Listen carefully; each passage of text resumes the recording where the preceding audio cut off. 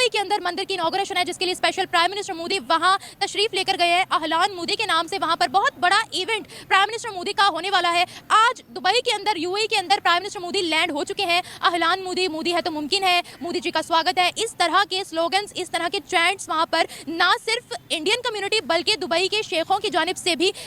मोदी साहब का डिफरेंस ये है कि डायस्पोरा को प्रमोट कर रहे हैं। अब मैं बताता हूं प्रमोट किस तरह कर रहे हैं। उन्होंने वहां पे एक नया कार्ड आज इंट्रोड्यूस किया जिसका नाम रुपया है। वो सिर्फ ये नहीं कर रहे कि डायस्पोरा से खिताब कर रहे हैं, उनको प्रमोट कर रहे हैं। ये या नहीं? बिल्कुल नहीं होनी चाहिए। नहीं होनी चाहिए? नहीं होनी चाहिए। क्यों? क्योंकि मुसलमानों को सबको एहतजाज करना चाहिए इस बात के ऊपर। अच्छा, कि मतलब कि रोड ब्लॉक कर देनी चाहिए? नहीं, ब्लॉक नहीं करनी चाहिए, सड़कें जाम कर देनी चाहिए? नहीं टायर जलाने चाहिए? ऐसी ऐसी बात नहीं है।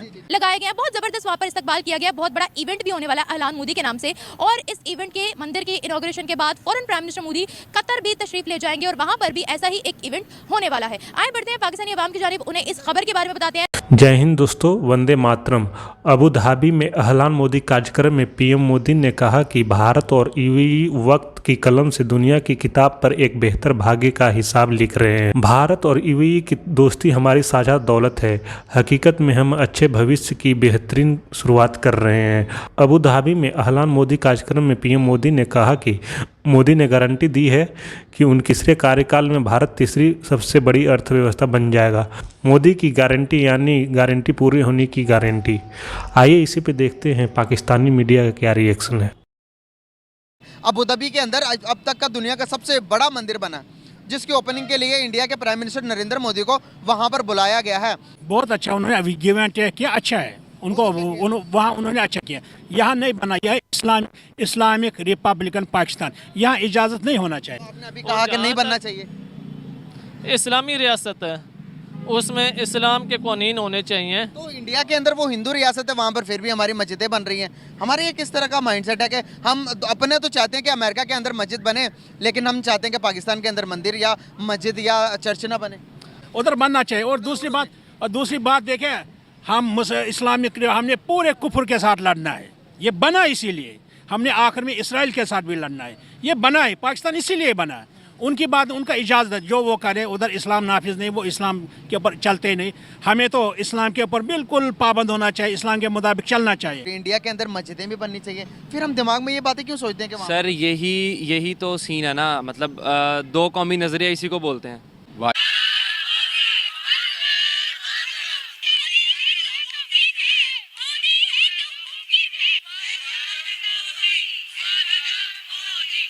इंडिया की जो जमात इस्लामी है, उन्होंने कहा था कि हमें अपनी जमात को सस्टेन रखने के लिए, अपने आप को, अपने हकूक़ को हासिल करने के लिए इंडियन सेकुलरिज़म की सपोर्ट करना पड़ेगी।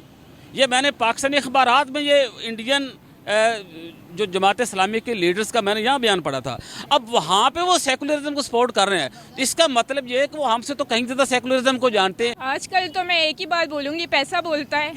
पैसा बोलता है पैसा। तो उन लोगों के पास इन्वेस्टमेंट के लिए काफ़ी, और जो कि दुबई में एक मैंने ऑल ओवर जो चीज़ देखी है, वहाँ पे जो इन्वेस्टमेंट करेगा यूएई उसका है। तो उन लोग इंडियंस जो है, आपको पता है, उनमें कोई ज़कात ये वो चीज़ें नहीं होती है, और उस हिसाब से उनके पास गोल्ड और चीज़ें भी माशाल्लाह बहुत ज़्यादा होती हैं। तो जिस वजह से वो इन्वेस्टमेंट कर रहे हैं और माशाल्लाह वो पढ़ लिख रहे हैं। हम लोग, हमारा एक बेसिक ये भी मसला है यहाँ पे कि हम पढ़े लिखे नहीं हैं। वो जिम्मेदार है। अच्छा, मुसलमान तो भारत के अंदर भी हैं, फिर उनको टारगेट क्यों नहीं किया जाता? क्यों नहीं किया जाता? आप कभी गई हैं उधर? मैं खुद गया हूँ। भारत गए हैं? कब गए हैं?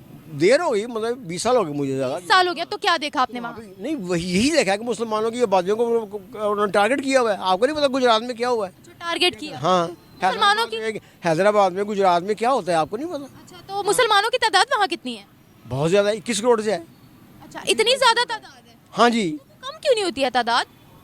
कम क्यों नहीं होती तादाद? जहाँ जुल्म होता है वहाँ से तो लोग हिजरत कर जाते हैं। मतलब कौन हिजरत नहीं करते ना, उनकी मजबूरी है। हिजरत करना हो तो करना आते, हमारे साथ ना कराते वो हिजरत। वो कर नहीं सकते हिजरत, वो तो वहाँ पे हैं, वो हिजरत कैसे करेंगे वो? अच्छा, यानी वो कहीं जा भी नहीं सकते, उनको कहीं जाने की भी इजाज़त नहीं है? इजाज़त नहीं है। मैं ये कब कह रहा हूँ कि इजाज़त नहीं है? उनमें हिम्मत नहीं है कि वो आ सके। वो बचपन में देखा है कि मेरे गांव से के साथ एक 5-4 किलोमीटर के फासले पर एक गांव है जिसमें आलमोस्ट सारे क्रिश्चियन रहते हैं। तो मुझे याद है कि वहाँ से अगर कोई क्रिश्चियन किसी काम से हमारे गांव में आता था, तो मेरे अपने रिश्तेदारों में ऐसा हुआ है कि वो जब उनको बर्तन देते थे तो पहली तो उनकी ये कोशिश होती थी कि उनको आज इंटरनेशनल मीडिया ने, ब्लूमबर्ग ने उनको आज यहाँ पे उसने मेंशन किया, वॉइस ऑफ अमेरिका ने मेंशन किया, टाइम्स ने, रॉयटर्स ने उसके बारे में लिखा, ब्लूमबर्ग ने बल्कि लिखा कि Modi's global muscle, Modi's flexing is global muscle. तो देखें, मैं जिस तरह आपको बहसीते जिस तरह मैं स्टूडेंट ऑफ पॉलिटिकल साइंस हूं, मैं मुसलसल नोट ले रहा हूं इस चीज के।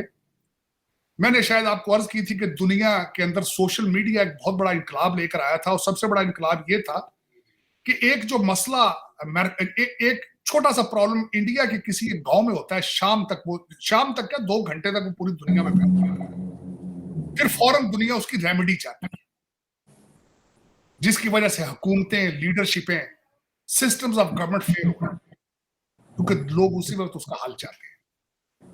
और उसको इस नए दौर के अंदर उसको कैचअप करना। फिर उसके बाद 2 चीजें मैं जिस तरह मैं हमेशा आपको बताता हूं कि authoritarianism is on the rise, populism is on the rise.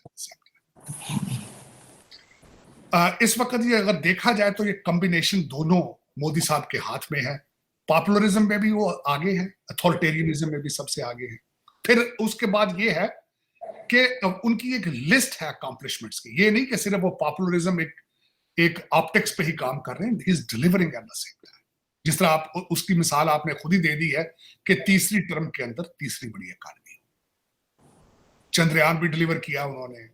फिर उसके बाद आप देखें इस वक्त रेड सी के अंदर किस तरीके से वो अपनी ट्रेड को प्रोटेक्ट कर रहे हैं, राइस एक्सपोर्ट को प्रोटेक्ट कर रहे हैं। जिस तरीके से अगर रशिया से तेल लेते रहे हैं, अगर वहां से खदशा आया तो साथ ही वेनेजुएला पे उन्होंने कैपिटलाइज करना शुरू कर दिया। तो ये चीजें तब आती हैं जब आपके अंदर प्राइड मौजूद हो, आपके अंदर नेशनलिज्म मौजूद हो। मैं I am taking notes on it, और जिसकी मैं हमेशा ख्वाहिश करता हूं कि शायद मेरी मादरे मिल्लत को भी ऐसा कोई लीडर मुयस्सर आए जो नेशनलिस्ट हो, जो कहे मुंह से कि मैं पाकिस्तानी हूं। वो जाके सिर्फ डायस्पोरा से खिताब ना करे, उनको प्रमोट करे। अब इस वक्त सबसे बड़ा इसमें मैं समझता हूं आज की बात नहीं है, सिर्फ इसमें अकेले मोदी साहब का कमाल नहीं है, कमाल उन लोगों का भी है जिन्होंने भारत के अंदर institute of technology, Indian institute of technology की बुनियादें रखी थी। वो कौन थे? नेहरू थे, मौलाना आजाद थे। मौलाना आजाद कौन थे? भारत के पहले एजुकेशन मिनिस्टर थे जो 10 साल मुसलसल मिनिस्टर रहे। मैं उन पे आजकल रिसर्च कर रहा हूं। I am very much inspired by him as well. He was very nationalist, Indian, भारतीय थे। वो अपने आप को इंडियन कहते थे, और बल्कि वो तकसीम के खिलाफ थे, पार्टीशन के खिलाफ थे। मैंने शायद आपको बताया होगा कि उनके ख्यालात क्या थे। वो कहते थे कि अगर मुसलमान पाकिस्तान के, बांग्लादेश के और भारत के इकट्ठे रहें तो ये खिता बहुत ज्यादा तरक्की कर सकता है।